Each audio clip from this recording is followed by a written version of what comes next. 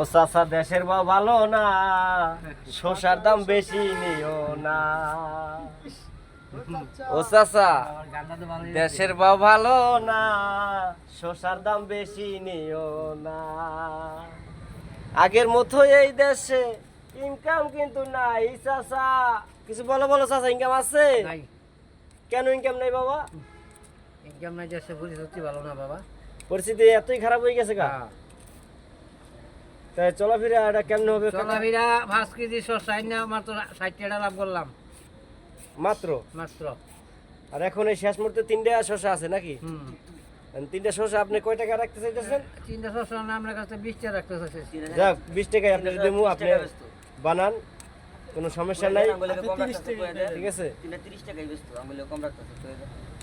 এই কথা কত তো কম লাগবে না। না একটু বললে দেন দর্শকের কাছে যে আমরা আপনার কাছের লোক, এই জন্য 10 টাকা কম নিতেছেন। এই যে আমরা আছি আর 2-4টা ভাই ব্রাদার। তাই চাচা শসা বেচে কি সংসার ভালোই চলে আপনার?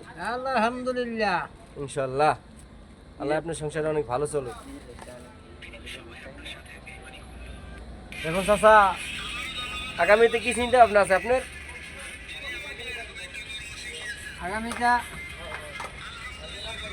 ওখানে মরণের চিন্তা আছে, কোনো আশা চিন্তা নাই। চাচার কয় পোলা কয় মেয়ে? 2 ছেলে 1 মেয়ে। 2 ছেলে 1 মেয়ে, আলহামদুলিল্লাহ।